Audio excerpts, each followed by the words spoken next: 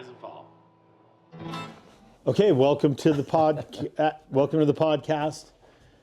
I've been doing these rise and falls. This would be season 2 I'm starting with, but I'm not really, my guest today, Bob McKnight. I am nervous to do this interview, and usually I'm not, but I hold you in such high esteem.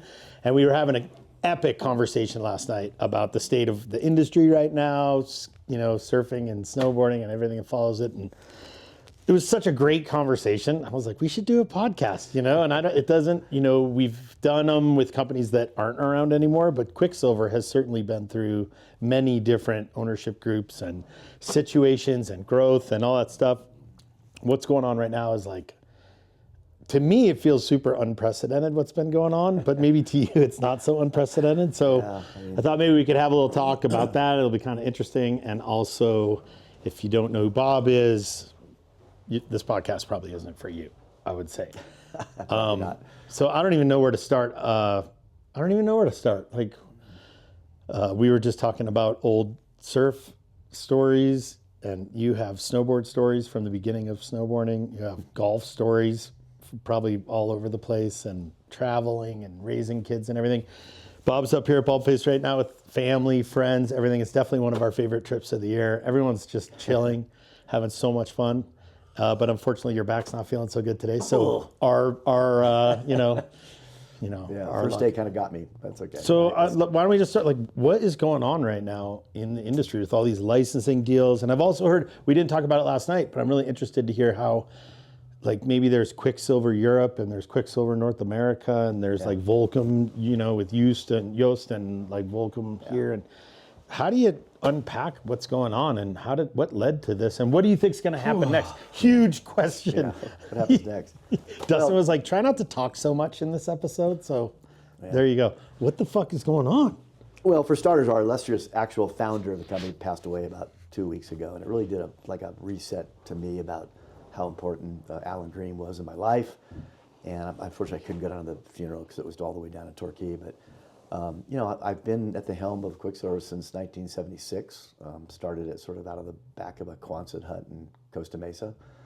And Alan founded it in Torquay 6 years before me, and had a little business in Torquay. And we went down there and begged him, this is Jeff Backman, begged him for permission to do something with the brand up here.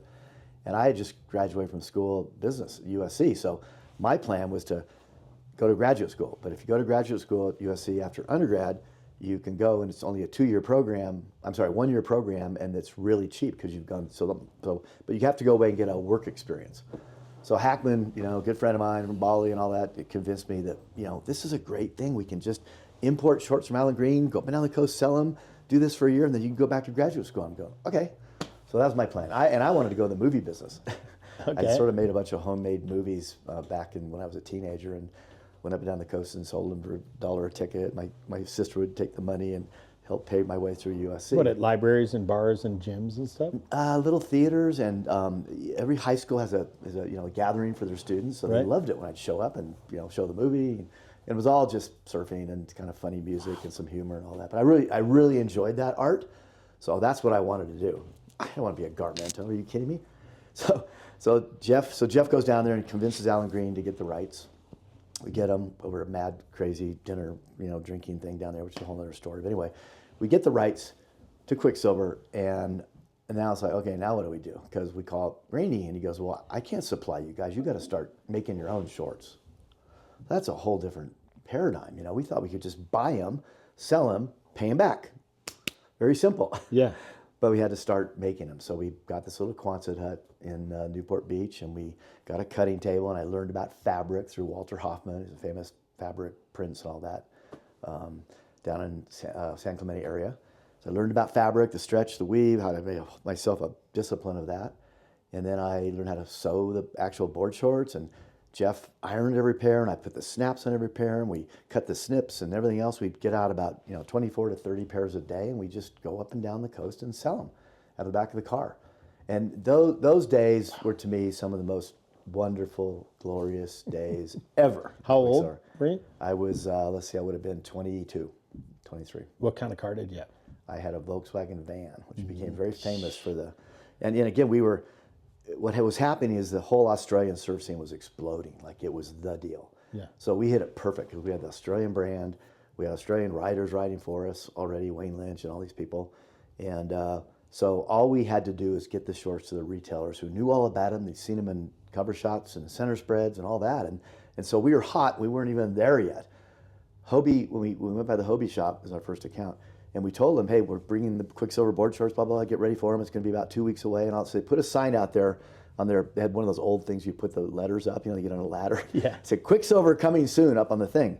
So then we show up and we put them in, and the guy runs out to the ladder and goes, they're here. And then about, honestly, like 3 hours later, they're all gone.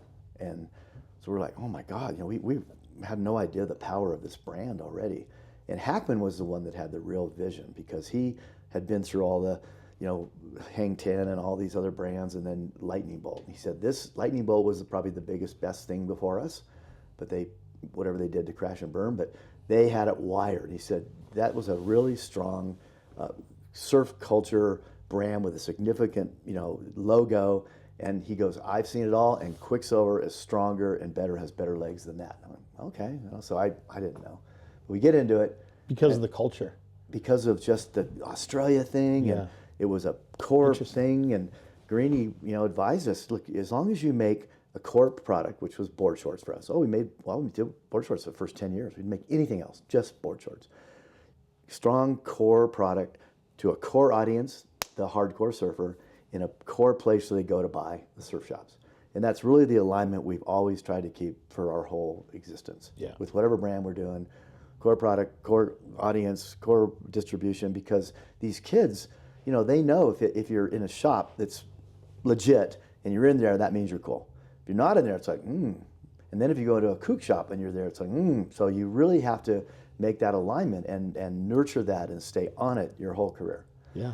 So anyway, back till we go up in that. So we were like freaking drug dealers, but instead of drugs, we had board shorts. Yeah. They wanted as much as we could get, and we had no money for marketing or anything. So what we'd do is we'd go into this shop like the Hobie shop, or down in you know, like in Encinitas, the Hansen shop. Yeah. We knew Don Hansen really well and all that. And we'd go, who's the best surfer in your town? And they go, it's Joe Blow. We'll bring Joe Blow up here, or well, let's go down and see Joe Blow. So they take us down there. He'd come up, Joe Blow, and little kid, you know, 12, 13, 14 years old. They go, free bear board shorts. Like, really? No way.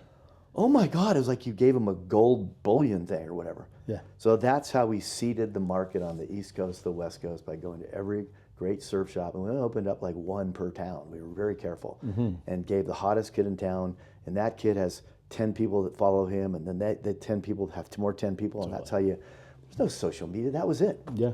It was like an influencer thing, but a long time ago. So that's how we got started.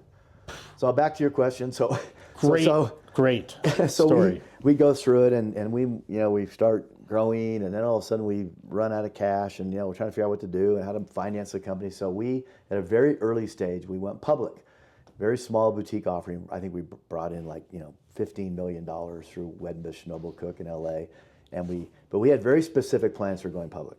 One was that we wanted to get our really valued employees to that point and get them shares in the company, because they're working as hard as anybody, so they've earned ownership. And I really believed in that. Got to have skin in the game, I think. And then we were able to hire a guy in merchandising, so we could up our game and new stuff. We started to make some shirts then, and some T-shirt with logos on them, and just normal extensions. And then we hired a really good guy who knew, who was a salesperson, so he could open up some other accounts in the middle of America and all that, which we did. So, and we used $3 million to go down to Alan Green's and get our hands and knees and beg him to buy the trademark for America and Mexico. And that's a whole other story, which was great. But wow. So we went out there. We were honestly there for, I think, 12 hours. We flew in. We negotiated. Where's there? At Torquay, Australia. Okay. So it's all the way to Melbourne, and then 2 hours south of Melbourne. So it's a long ways to get there. And we do it, and the meeting went really quick because he knew we were coming. We brought this really very user-friendly lawyer from Newport Beach who could talk the talk with Greeny and good old boy and solve that in a minute. And then he goes, okay, so we had 2 McDonald's meals, and then we're going to the airport. He goes, no, let's go a little bit early because we want to go show you Mad Wax. It just came out. So that puts it like in perspective what era it was. So we went and we sat in a theater and drank beers and watched Mad Max. I'm going, oh my God. Remember how amazing that was at this time? Yeah. And then we got on a plane and went back and got the trademark. And then later on in the story, as we grow and we get bigger, we ended up buying his company down there. This is under my watch. Bought the company down there. We bought the rights for Australia. Then we bought our sister company in Europe, which started up. And then we bought the IP rights for the whole world. And then it was all under my watch. And at Quiksilver, the company was $2.5 billion at one point, and Quiksilver was $1 billion of that, just Quiksilver. So it's pretty amazing how big. I mean, we're not that big now, but did it fund itself with like cash flow, or did you keep bringing more? We were just raking in the dough. So you just kept putting it back in? Yeah, we were really, really good at that. We had, I came from business school, so I knew about budgets and balance sheets and keeping the thing. And how many years were you pouring it back in? So we went. I'll tell you another little story, which was very interesting. So when we went public, we brought the money in, and we grew, all the way up until 1991, and that was one of those shit hit the fans moment that everybody in our industry would tell you.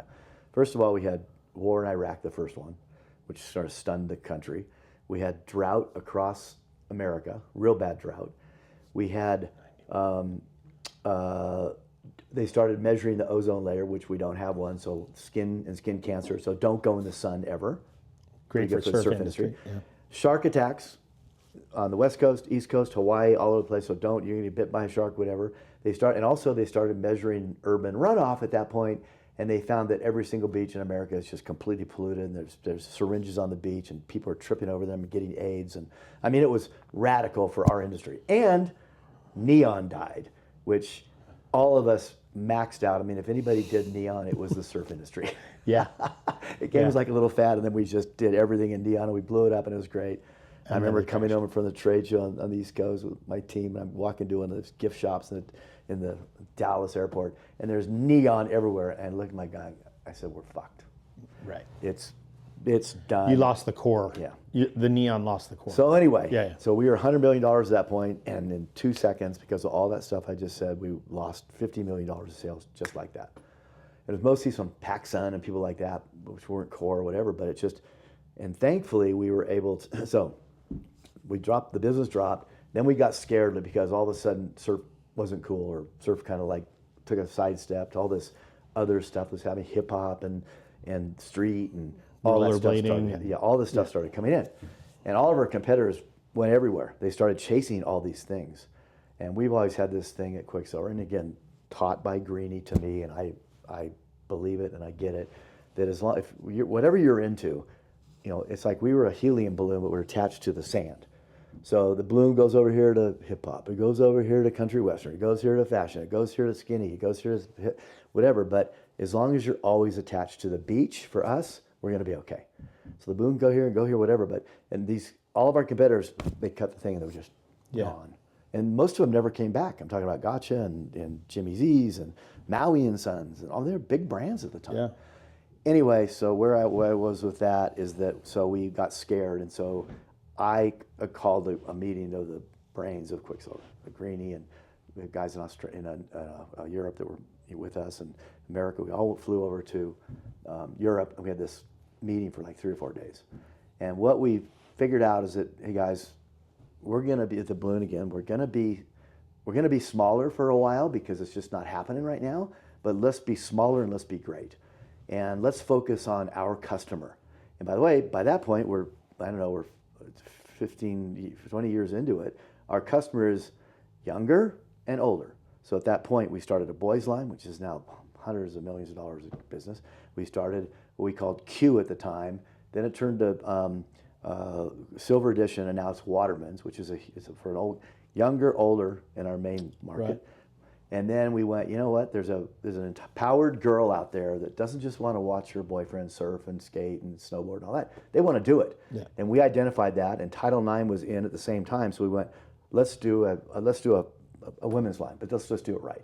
And everybody from all industry, all of our, you can't do that, you can't do women's, you'll blow the whole deal, you're a men's line, nobody can do women's and men's. And I go, well, has anybody ever done it right? And so we just kind of put that to bed, that, well, if we're going to do it, let's do it intelligently. So, we went younger, older, and then we started Roxy because of that.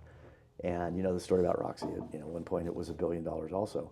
But Roxy, and then we thought, okay, we were in ski wear because Europe influenced us to be in ski with these wild ass jackets and pants and all that. And all of a sudden it's like, ski is out, it's snowboard. Just flip the switch like that. So we went, okay, well, we got to be in snowboard. So we went and bought LibTech.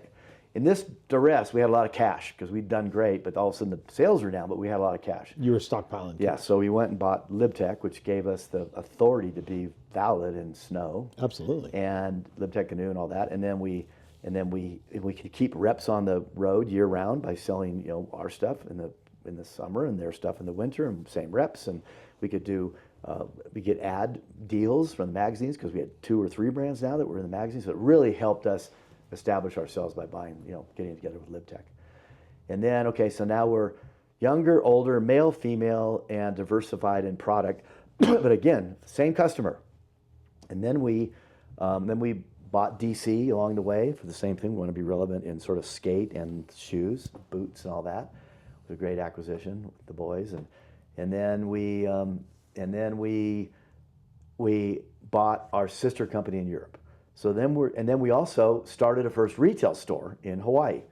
All this was to have to do with this meltdown in '91. So it changed the face of our company like that. But now we're older, younger, male, female, people, global distribution, and we have wholesale, and now we have retail. And later on, e-commerce comes. But that we didn't have that then, so it was just those 2 things. And you're running it lean, mean, and stockpiling yeah, and cash. everything's making money, and everybody's loving us again, or anyway, because we stayed true to the core and taking care of everybody and being good citizens. And then the whole thing about marketing back in those days. I mean, we did freaking anything, Pouring everything, and crazy.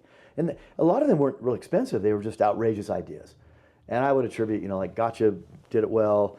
Of course, Wooly with Volcom. And there's a few people that did it really well, and we were one of them. So we all were like together in this thing about, let's just be rad. Let's be fucking rad, and let's not do overlapping same thing, which I could criticize a lot of people just doing the same thing and trying to give it a little tweak and make it whatever. But I mean, we just went off. Yeah. And so anyway, so then we grew every year for the next 20 years, 30% in sales and earnings, just do. And at one point the stock was over the moon and worth a lot. And then we went, and then this is where we got into trouble. And I admit it, not really my fault, but I was the CEO at the time and chairman of the board. So we made this decision about how, okay, our pond at Surfskate Snow is this big, and we're like maybe the biggest player in it.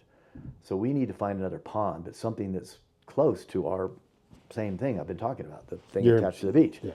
So we thought the outdoor space is happening, which is, Mervyn and it's REI and all these companies. And so we had a French president running Europe, and he found Rossignol. Right.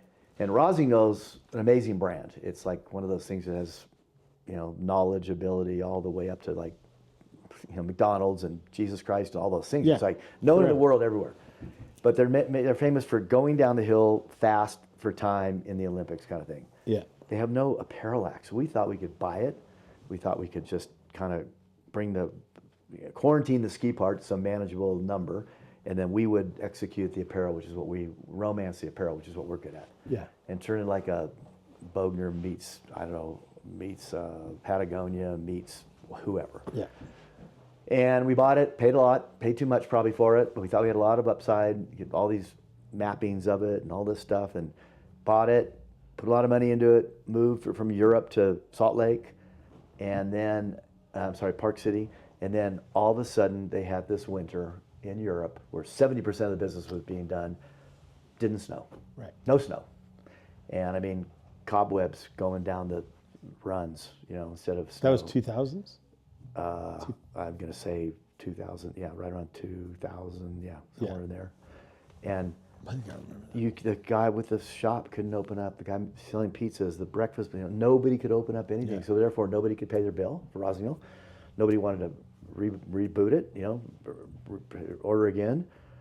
They needed relief. They needed. We're just sitting there. Oh my God! Oh my God! Oh my God! In the meantime, the economy starts doing that thing where the Enron and all that shit. So we just got pinched so hard we could see it coming. So we tried to go sell Rossignol. There's no buyers. And so we just basically gave it away to K2 just to get it so we didn't have to operate it anymore because it was like sucking cash to operate it. Got rid of it. It just took the profile of the whole company down. And it was so tough.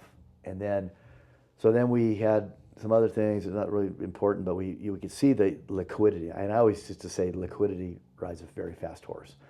So our liquidity is going like this. We're trying to like pull the airplane out of a nosedive, and then it got all the way down there and we couldn't pull it out.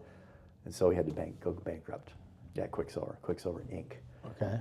And so thankfully we had Oaktree out of LA, private equity company, who they came to us and we wanted them to invest and be our partner, but they said, no, we're not gonna do that. But what we will do is when you go bankrupt, we'll bring you through bankruptcy and you won't even feel it. You'll be right back in business. So that's what we did.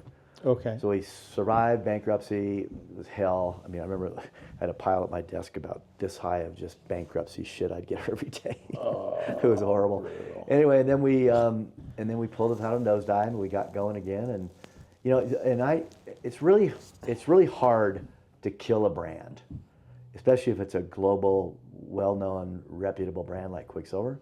So all these people, Quiksilver's gone, it's dead, it says he just went bankrupt. That's okay, fine. But if we do our jobs right and just keep the product good, keep it anchored to the beach and keep it for hardcore people in the shops and make them happy and help them with their, we basically help all the retailers every day of the year with their implosions, and they need cash flow. We give them more stretch terms and we take goods back, and it's just part of the deal. That's what we do because there's love in our industry. Yeah. But so we've done that consistently. So when like what's going on now, I'll get to that in a second, but during that bankruptcy thing, I just made a mission of myself to go around and tell them, hey guys, first of all, I'm still there. I'm gonna just toughen it up. I don't need to be here, and it's awful with what we've been through, but we're gonna get through it, and we're gonna stay the great brand that we are, and we still have global resonance everywhere, and we have shops everywhere, and we're gonna keep it like that, and we're gonna just make the best frickin' product ever, and we're gonna do the best marketing, have the best team, we have the best reps, and the thing that we have is years of great reputation, truth, and we're gonna look you in the eye and tell you the good, the bad, the ugly, and the real ugly. You can call me, here's my personal phone number. I've known you guys for years. If you just gotta trust me that this is gonna be good. But if it stops ringing at the cash register, throw us out. Yeah. But you'll hear it from me before that happens.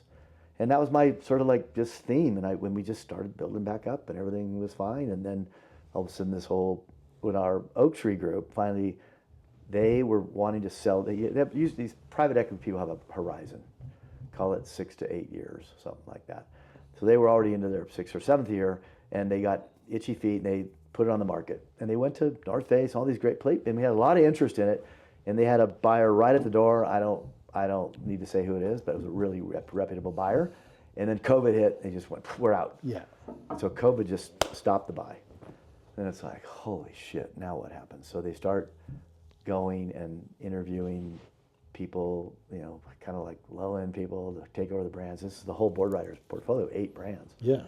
And they had a hard time finding people that wanted to buy all 8 brands, and people wanted to buy single brands. But in our setup, we couldn't do that because all these brands had legality, places where they lived, and tax references. And anybody who bought all 8 brands would get a huge tax break.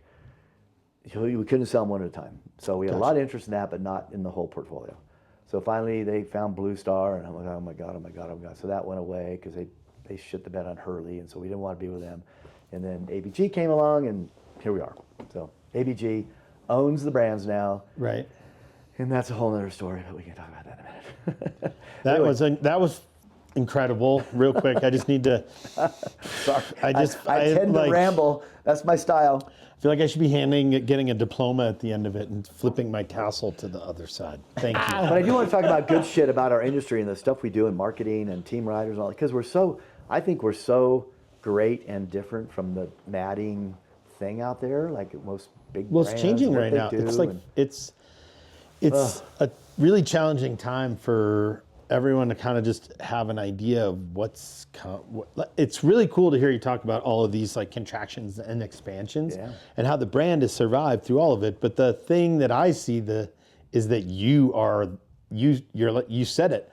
I don't need to be here, but I'm going to be here, and I'm going to make sure it's going to go. I'm going to sail the ship. Like it's my ship. Very I'm gonna few founders, and I'm not the founder, but I'm a founder. Yeah. You act like the founder. Well, and people think I am, and I was. Yeah. Hey, no, I'm not. I'm the co-founder of Quiksilver America. Alan Green's the founder. Okay. But I've had my role, which is what it is, and so. But I think right now, I think the whole industry is kind of like it's a sea of sameness with all the product. Everybody's making up. You go into the shops, and there's like a wall of Billabong board shorts, a wall of Quiksilver board shorts, a wall of Vulcan board shorts, board shorts. Then you go to there's wovens, there's T-shirts, there's all this. I call it badge warfare stuff. It's just the T-shirt and the hat and the Quiksilver, Vulcan, blah, blah, blah, all this stuff, and it's just loud and it's right in your face. Totally. And Too much. I just think that we are remiss, the industry, in not being better at reinventing ourselves, and I think it's the time right now, and that's why I love all these little brands coming in, because they usually have a different point of reference. They try to do some cool shit, and some of it's a little bit bullshit, but some of them is real, and they grab onto the fishing thing, or something that's real to them. Like we have surf, they have their thing. They're tethered to their they are, and they do their thing, and they do it really good. The problem is that these shops, they make all their money on the big brands. I mean, we keep them alive because that's what pays the bills and pays their kids to go to school and pays for their new roof on their house or whatever. Hopefully. So, and then all this little stuff, and they bring in 100 items of a little guy because they've come in there and they've impressed him, and the guy's heard about it. And their core. In their core. And let's try it out. They put it in there, and they have 100 SKUs, and 50 of them sell, and 50 of them sit there, and they got to close them out. So they haven't made any money on the thing. And then they go, the retailer goes, okay, well, might I do that again, or should I go to this other thing over here, this other little brand, and give them a try? And so it's all these chaos in the shop of the little brands trying to earn their way and muscle their way into the big guys, and the big guys are just like, fuck you, you're not getting in my space. I'm going to make one of those next year. Tooth and nail, and some of the brands, I won't name who they are, not us, but are actually paying for their spaces now in these shops. Right. So they buy wall space. Yeah, they buy their section. I just go like, God, that's just gross. Weird. It's weird. It's really That's weird. But anyway, so we command a spot because we're traditional, we're old, legacy, whatever. But I think our line is looking as good as it's ever looked. We have a great set of team riders, surf and snow, and we have all the reputation of looking after the retailers and being honest with them and all that. And then we have these reps that have been there for up to 30 years, some of them. So when they go in the store and they say something, the rep goes, okay, thank you for telling me because I trust you. I didn't trust this other guy that came in an hour ago because he's a douchebag. Yeah. But you, I've known, and when you tell me, and then I'll call him. I go tours 3 times a year up the East Coast, up the West Coast, and Hawaii, and just go on tour and come in there with our group, with our sales rep in the area, and just sit down and break bread and have a dinner, have a meal, whatever, talk story, look at the section, ask them what's good, bad, ugly, what's going, and they love that of me. And then we usually just tag along a team rider, and of course, bring them to show a little movie and cook some hot dogs out in the parking lot and have just like a bro down thing. And they love it. They absolutely love it. And that's what we do. We just try to stay true to it. So what happens to these brands? What happens to these brands like Volcom right now that are with ABG, but there's no Bob like pushing the brand. They let the whole team go. Like the reps are still there. I really believe in like Boozy and those guys. They're awesome. And BL, I know they're gonna put the best foot forward. But like it's really like what's it gonna? Well, once again, what do you think it's gonna look? Or you don't have to answer. It's almost impossible to kill a really good brand unless you really stomp on it, want to kill it. Bad distribution, bad product. Just stick. Do you think they overspent on marketing and teams and stuff, or do you think they underspent? Is this Volcom you're talking about? All the brands that are like right now in this like second iteration of private equity or whatever it is. Back in the day, we used to just go for it, like we talked about earlier. Like who sends Danny Way to jump the Great Wall of China with no permits and no insurance and no nothing? Then we rented the Indie Trader, Mentawai boat because we know Captain Martin Daly really well, and we sent it chuck around the world. 5 years of going around the world finding and spotting every exotic surf spot we could find. And every trip we send in a group of our pro riders on one trip, and then they'd get off the boat, and we send in our like waterman older guy riders like Ross Clark Jones or whatever, and then we'd get them off the boat. We bring our chicks in for the Roxy shoot. Then we'd start with, and then we go back to the young guns. We'd come in, the young kids, and just around the world for 5 years. And it was just such a great thing for our brand. Yeah. And then we had a big event one year at the Grand Palais in Paris. I mean, you can't get the Grand Palais for anything. Back to the French president. He was able to get into the politics of Paris to rent the Grand Palais, which is right on the main deal. And we had the Tony Hawk show with him and 5 other guys doing the thing, and the band playing. And we had this famous graffiti guy going around graffitiing the whole place up. I don't know what they did when we left. They probably hated us, but graffitied the whole inside of the Grand Palais.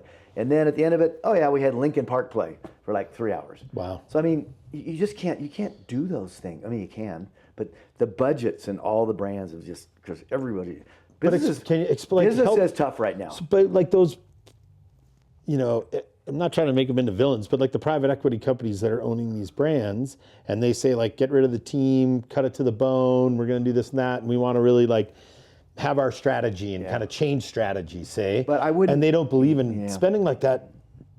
Is it not apparent from your years that if you spend, you get to expansion, and if you pulled in the reins, it tightens up? Well, the problem now, forget the private equity people, because they do that, but they challenge you and they go, what have you spent on your marketing budget? You look at it and go, okay, well, you have X, and you go do it. But the problem now is business is tough, especially in the last COVID, right? During COVID and post COVID, it thrived, grew, more surfers, more snowboard. I mean, more participation, everything. All the girls started doing everything again, and then all of a sudden, after so all the retailers had a great couple of years. And then they started buying to that level of business, and the business, went down like 10 to 20% in most cases. So then they're stuck with all this inventory. They're having to close out, and all the purveyors of product, the brands, are now like, oh my God, they're getting pushback, like back in like the 90, 91 era, where they have too much inventory, they can't order, they want you to take goods back, they want to recirculate, our wetsuits, get them all out of here. And then we had a problem this in the last year or so, where the surfboard business, which thrived during COVID, and the wetsuit business, when it thrived through COVID, now it's really done a reset. So now all of a sudden, the 2 or 3 things that kids go into the core shops, like a church, the business is tough. Wow. And so when the business gets tough, all the budgets get squeezed, including just all the normal people, not with the private equity people. Everybody's had squeezed budgets. That's why you see so many surfers with no logos on their boards. The WSL doesn't let us invest in the WSL anymore. They don't want brands. They want to do it their way for whatever reason. And then you have a lot of people not sponsoring events around the country. Like the U.S. Open's been for sale for a couple of years. The U.S. Open in Huntington Beach. Yeah. So it's like just a squeeze on the marketing budgets for everybody, and it's really, really tough. So you try to do what you can, but all this like out of the box, rad, rogue, what do you want to call it, stuff is really just not on the table right now. But it's sad. It's sad to me. Well, yeah. So, going back to the Volcom thing, I think they have a good crew in there, that legacy crew from old Volcom that's designing the product and doing great stuff. And if they get whoever owns them, the ABG owns them, but levies the group, if they do like what 05 has done with Quiksilver, give them a marketing budget, let them keep their reps, let them keep their people intact, and let them do their thing. Don't bring in a bunch of expert idiots from outside of our world. Yeah. We've all proved 1,000,000 times it doesn't work. Yeah. It doesn't work. I mean, we've gone through board riders about 5 times where the people that I bring in to do their jobs, they hire some Boston, intelligent thing to come in and look at our brands and tell us what we should be doing differently. And I'm just like, oh my God. Yeah. And they all come back with a little twitch on the edge of it, like, oh, you should go after the cool kid at the university, some just stupid thing. And it's unbelievable. But every brand does that for some reason. They feel like, oh, well, we're missing something. And we're not. Mm-hmm. And the other thing that I rant about is that business is tough now. And people go, well, why? And I go, one of the things is that those surf, skate, snow shops are like the church for kids. They go in there and they want to, like in a surf shop, they go in there and they want to, like when I grew up, I went into the Russell surf shops that was as big as this room. And I'd get to the surfboards, I'd look at every one of them and put it back in the rack, and I'd feel them and I'd smell them and the wax. And we had Don Craig and Paul Houstonstam in there, and Paul would be like talking about surf trips to South Africa and in Australia. And we'd be sitting on the floor just listening, like, oh my God, I wanted to be Paul Houstonstam so bad. That was my guy. And Don Craig's over there. He's writing the bills up. He's selling the boards. He's like the business guy. So the yin and yang of the groove guy and the business guy. And I kind of, from that, I sort of adapted. Like, if I can do this, I got to be both. So I tried to be both, and I think I have been both. But anyway, we'd all go in there and just, okay, kids don't do that anymore. They come into the shop, and they know what they want to buy, and they go right for it, and they buy it, and they buy it, and they get out. They don't. It's not their hangout church. They don't talk to the kid and They don't have the TV with the VCR in the bottom with the tape in it, where everyone's just watching it over and over and over. You just sit there and just watch it for hours over the Talk loop. about it. Oh, yeah. They don't have time for that anymore. They're too busy, whatever. So that's troublesome. People are not spending time in the church anymore. Mm-hmm. The number two thing is that I think that, well, a couple things, but everybody's on their freaking phone all day.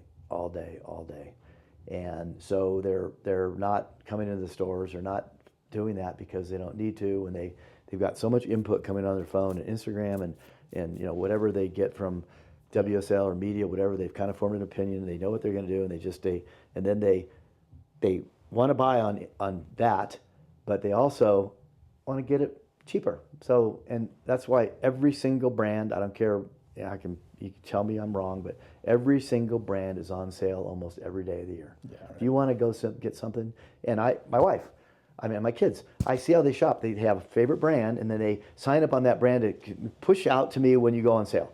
Yeah. And so they go on sale, and they buy. And I've got this great story about, I'm sitting there at this conference up in, where was it? It was up where Burton's from. Burlington.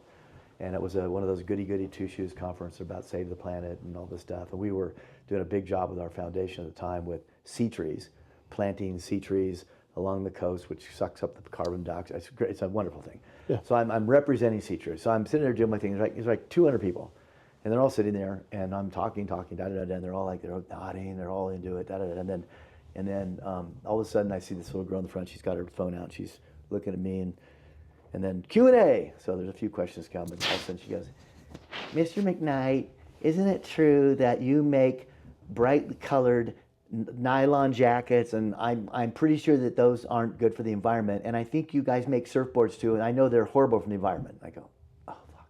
Here we go. Really? Yeah. So I go, well, all right, yeah, guilty. I stand up at that point. I'm in a chair, but I stand up and go, guilty. I'm guilty. Yeah, we make that because our customers want that. So if I don't make it, I'm going to my competitors get it, and then I'm going to lose business. Yeah. And I know they're not good for but let me tell you what we do. And I went on this rant for like a 10-minute thing about how inside the building we recycle everything, and we compost, and we make sure our cardboard is blah, blah, blah, blah, and we buy zippers that are everything we package with. We don't use plastic. We do this, and made out of soy, and all this shit we do. And then that's one step. Then we have a foundation that we look after, along the coast, sea trees, which is what we're here for, but we look after the lifeguards, and we do testing of the waters in a lot of these cities to make sure that, I went on a rant about the foundation, and then a couple other things about, and I go, so that, we do all that, but I go, I just looked at her, I said, the biggest problem is you. And she goes, and everybody, whoa. And I go, not you, but your world, because this is what you do. You get on your phone, and you go, board short, and too many. Blue board short, cheapest board short, buy. Okay, so when you do that, and I don't blame you, by the way, but because my kids do it, but you're bypassing all this other shit we do, which is fabulous. Our recycling. You're not supporting that stuff. Yeah, and by the way, it used to be where it was like we have the fabrics that were, what are they called? Natural. Renewable or? All that. So we had all that in our range. It's a little more expensive, and nobody bought it because it was too expensive. And so we tried our best, but now we're there, and it seems like all anybody cares about is price. And I said, if you were to see where some of that stuff that you're buying that way, is made, because I've been to those factories in China and Taiwan and everything, and there's kids chained to sewing machines, and the river runs red in the afternoon when they're dyeing the red jacket. I mean, it's atrocious. And I know why you shop it, because it's really inexpensive and cheap.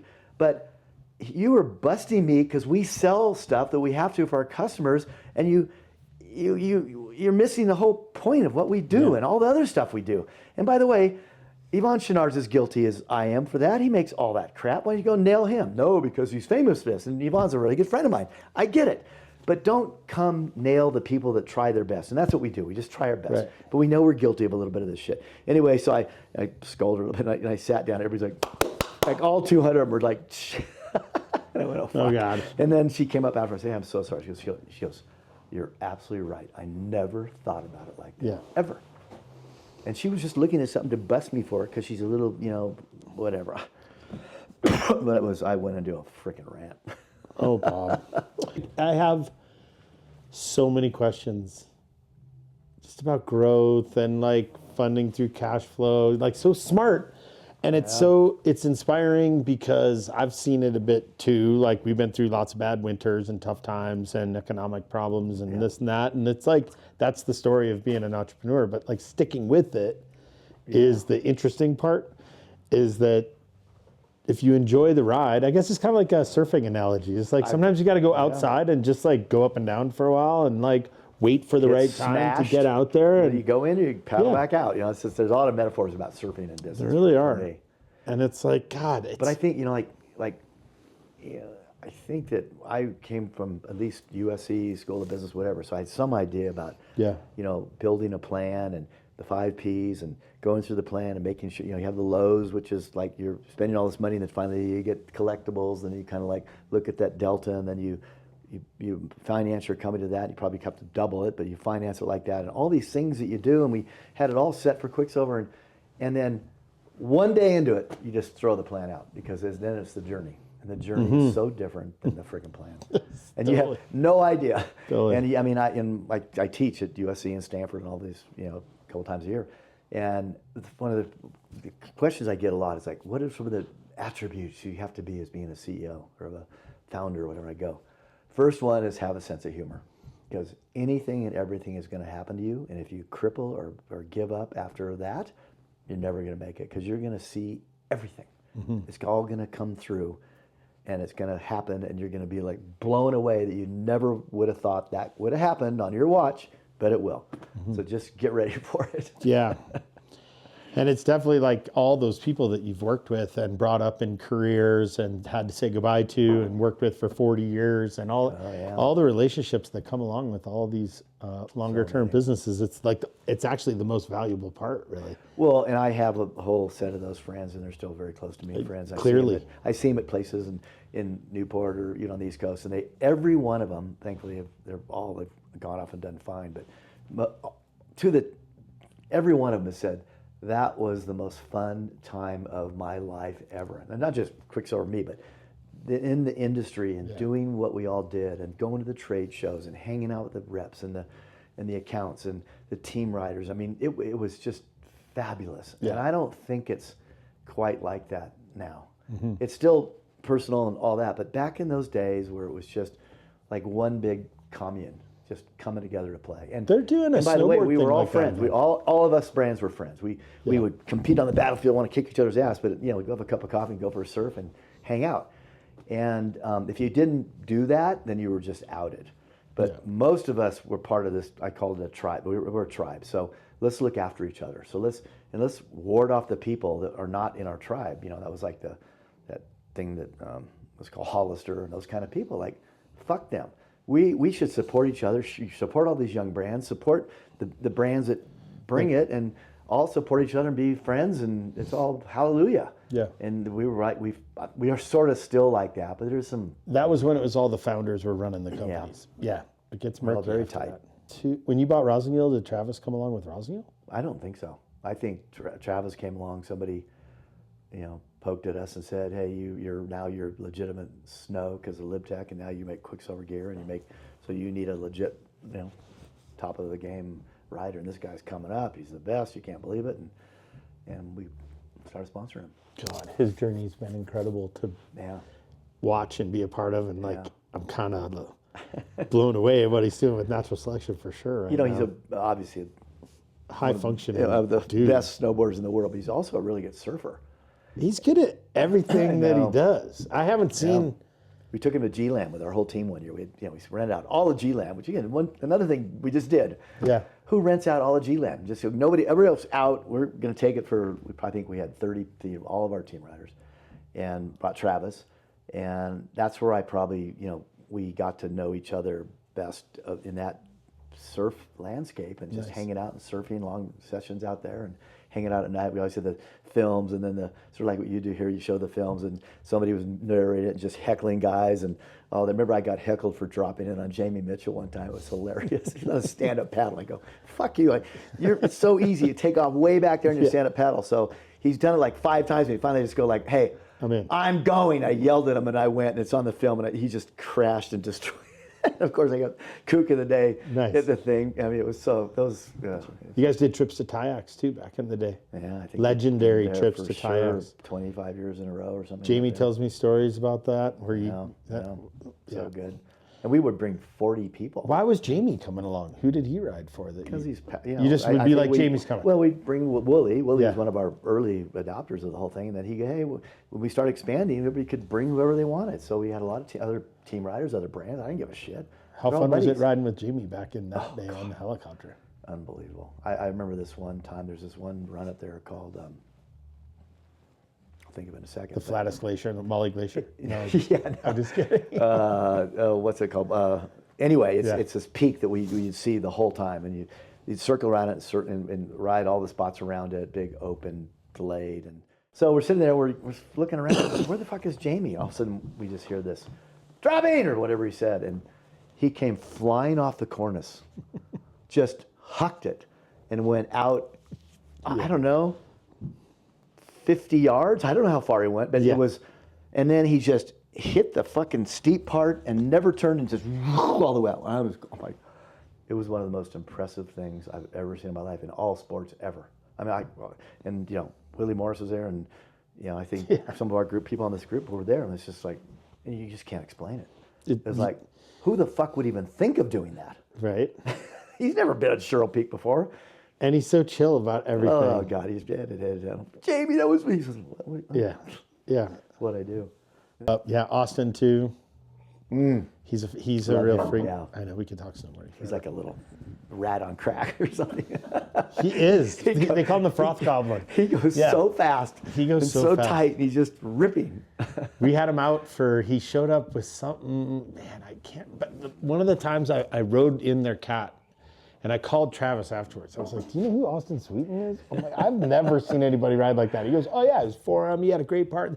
Travis knew every part that he had been in. course. So I went and watched a bunch of them, and then he was up here, and I knew Travis was coming up for New Year's. I was like, you should stick around for New Year's and ride with Travis. And he was riding one of those Yes boards that was like this wide and really short. Yeah. And we took him to the course, and he went like 40, 50 feet off of multiple ones of those things. And Todd was there, and Travis and everybody, and I think that was I think Todd's the one that brought him to us. Yeah, I think at that moment they were like, that guy's the guy. God. Yeah. I go through the magazines now, and I look at all these guys hucking everything, and I see a name, I don't know any of them. There's so many. There's a lot of people that are in the pro snowboarder train right now, and I think there's really like 15 that really we got to figure out how to do a better job of finding something to do with these guys that are getting into their 40s and 50s that are still, Travis is still ripping. Yeah. You know what I mean? Like there are guys, Gooch is still ripping amazingly beautiful. And Travis keeps reinventing himself with the natural selection now. It's Well, Jupiter's going to be like 8 years old in the Olympics, like beating Shaun White's records or something. Who knows? Like his kids will be super spawn. But and I'm just wondering if the whole X game still has a sort of halo greatness to it, and all these legacy things are kind of getting old, and I think they need to have to be reinvented. And that's what I think he's done with natural selection. Now doing the surf part and doing the whatever the skate. Street? No, he does biking, surfing, skiing, snowboarding. Yeah. It's pretty incredible. I don't know if it works, who pays for it, if anybody makes any money, but it's like that's Travis's brain working and just changing things and making it different, and bringing more shit to the table. it's a different business model for sure. Well, I know. But yeah, there's some cool stuff going on. And Jess Camara, we were talking about things when she was out earlier this winter. She says, chaos is a ladder. And I've been thinking of that the whole time this winter. Awesome. It's like and I'm like, right, like this is when the small companies get a real opportunity to learn some lessons and maybe grow to a spot with cash flow. Yeah. And just cash flow, cash flow, cash flow. Don't look for an exit. Like everybody has their space for people, space for new brands. They'll grow when it's time to grow. Yeah. Look for well, the when I opportunity. teach and people come up afterwards, questions and all that, and when they start telling me about, I got this new company, me and my partner, I go, whoa, stop. Yeah. Tell me about your partner. Oh, my partner's Joe Blow. We went to college together. Okay, I go, all right, is it your company or your partner's company, or are you like 50-50? Oh, no, he's my bet. I go, okay, I'm just telling you right now. That's going to be a problem. Because partnerships blow up 99% of the time. People get jealous. People don't put in their amount of work. That wives and girlfriends get pissed off. And so, like, just be careful about your partnership. Okay, now let's keep going. So have you done a cash flow? Okay, where's the money coming from? Is it rich uncle, friends and family, blah, blah, blah, finance? How are you financing the thing? Because I'm asking all these questions, and they think I'm going to ask them, okay, who's designing your product, and what does it look like, and what kind of prints? It's like, forget that. What state are you incorporating? The nuts and bolts are right here. Yeah, because going back and fixing that stuff up after things start happening is very expensive and time consuming. Exactly. And you could be I've seen spending so many of them. It's sad. I would love to be in one of your classes. I'd be the oldest dude in the world. Like fastidious notes in the back. Yeah. All right. Well, I'm gonna wrap it up. I could talk to you for Is that hours. a helicopter? Yeah, that's a helicopter coming in. Are we flying down? Sounds like the staff is flying out of here now. We do an early one where we kind of test the waters. Okay. So sounds like they were able to fly here and then. Cool. Well, forget it. The part about me. Congratulations on what you've done. This place is insane. Thanks. Everybody who comes here comes away with a smile and bragging about it and claiming it, and just the mountain and the lodge and the people and the food and the vibe and the people that make the beds and go up and down the thing. I mean, it's just everybody feels like a really tight-knit family team. And I'm sure you're the one that's created that. So hats off to you. Thank you very much. Awesome. It's an amazing place. I feel like I'm part of something really incredible that kind of came together with great people. Baldface is amazing. I'm super proud of it. What we're doing at Mulholland, like, thanks, and having your group here. And we're in the sweet spot of the season right now. Like, I love all the customers right now. Yeah. I love everybody all the time. But like, I tell my friends I love them. It's like I lost Dan this year, like you lost your partner, and it's really been like. I'm feeling so much gratitude for this process, and I can feel it, even the hard times, the good times. It's like you just wake up and like, what are the challenges today? Yeah. I know I got the stones to face anything now. Yeah. Well, and it's pretty fun, all of it. And I've taken so much inspiration from you and other people in our industry, because people are like, oh, you're in the action sports industry. Oh, God. And you're like, no, man, this is a really cool industry. Like, I love the characters in here, and I love the stories, and there's so much to learn. You're teaching at Stanford and stuff. Mike West teaches. It's like, we've got great business people in this. You go in these accounts like, Surfside Sports with Duke, or you go into Evo, and they just have people that are just so into it and so attached to it, and just vibe and passion and love of it and whatever. They don't care about business being good, bad. That's what they do, and they love it. Mm-hmm. And that I think we're special for that. Of other industries that don't have a core, they don't hang out together. They don't. Yeah. It's like I just think the whole thing is special. We're pretty lucky. Yeah. All right. Well, let's get to transferring. It's great to have you. Thanks for the conversation. No worries. So rad. To do it. Wow. Are these mine, or is that both you? These are both mine. Where did I put mine? You had yours. These are mine? Yeah. No, these are mine. Oh, this is a good old guy moment right here. I know. Who took my glasses? Mine look like yours a little bit. Yeah.